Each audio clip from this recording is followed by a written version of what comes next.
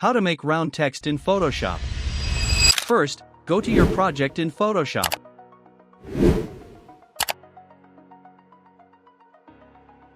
Select the ellipse tool.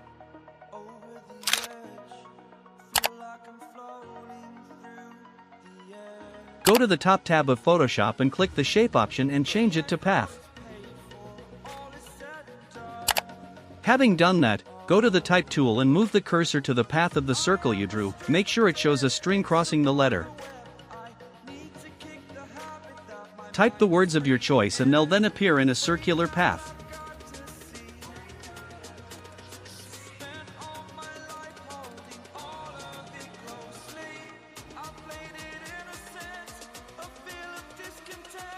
You can adjust the properties of the text as you do with other texts.